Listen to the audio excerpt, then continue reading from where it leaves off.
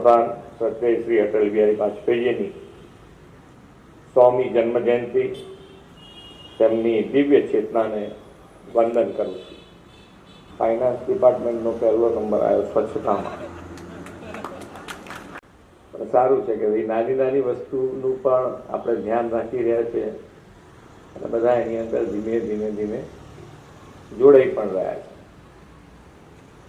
માનનીય વડાપ્રધાનશ્રીનો હંમેશ જ આગ્રહ રહ્યો છે કે જેટલા વધુ ને વધુ પબ્લિક આપણી સાથે જોડાય, કનેક્ટ થાય, જે રીતે થાય એ રીતે એનો આપણે પ્રયત્ન કરવો જોઈએ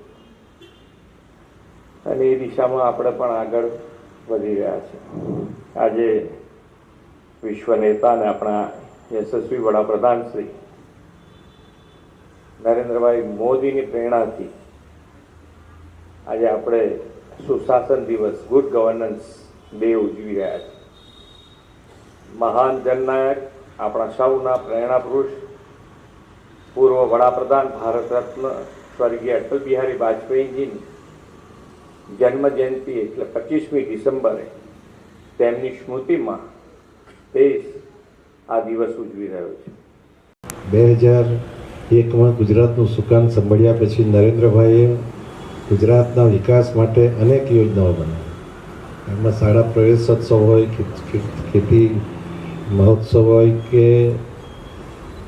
વનબંધુ યોજના હોય કે સાગર ખેડૂ માટેની યોજના હોય, આ બધી યોજનાઓ જુદા જુદા સમયે જુદા જુદા લોકોને એનો સીધો ફાયદો પહોંચે એના માટે કરવામાં આવે. અને જેમ જેમ આપણું રાજ્ય આગળ વધતું ગયું, આખા ભારતે ગુજરાતનું મોડેલ સ્વીકાર્યું અને ગુજરાત મોડેલને પસંદ કરીને 2014માં જ્યારે મોદીજીને દેશના વડાપ્રધાન બનાવ્યા ત્યારે એમણે સૌપ્રથમ કામ જનધન યોજનાના ખાતા ખોલવાનું કર્યું. જનધન ખાતા ખોલ્યા પછી એમણે ડીબીટીથી આખા દુનિયામાં સૌથી વધુ ડીબીટીનો ઉપયોગ થયો હોય તો આપણા ભારતમાં, અને એ પણ આપણા માનનીય પ્રધાનમંત્રી શ્રી મોદીજીની આવી છે.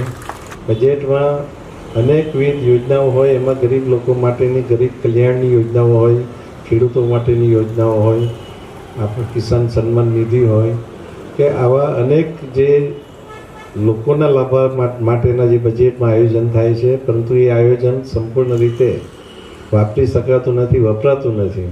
ને એના લીધે જ આ રીતના જે સિવિક સેન્ટર ઊભા કરવામાં આવ્યા છે એનો મુખ્ય હેતુ કે દરેકે દરેક લાભાર્થીને પોતાને જે લાભ મળવાનો છે એ લાભ એને 100% મળી રહે, એ લાભ એને મળવા પાત્ર છે એની એને ખબર પડે. અને એના લીધે જ આ જે માનનીય ભૂપેન્દ્રભાઈની સરકાર છે એમણે આ સુંદર આયોજન સમગ્ર ગુજરાતમાં સુશાસન દિવસ એટલે કે વાજપેયીજી હંમેશા રાજનેતા નહીં પરંતુ એક લોકનેતા હતા અને લોકોના માટે એમણે જે અનેકવિધ વિચારો કર્યા હતા અને એ વિચારનો અમલ કરીને જે રીતે સુશાસન દિવસની ઉજવણી કરવામાં આવે છે અને એ ઉજવણીના ભાગરૂપે આજે ગુજરાતના દરેકે દરેક સેન્ટરોમાં આ સિવિક સેન્ટર ઊભા કરીને લોકોને સેવાનો 100% લાભ મળે એ આયોજન કરવામાં આવ્યું છે.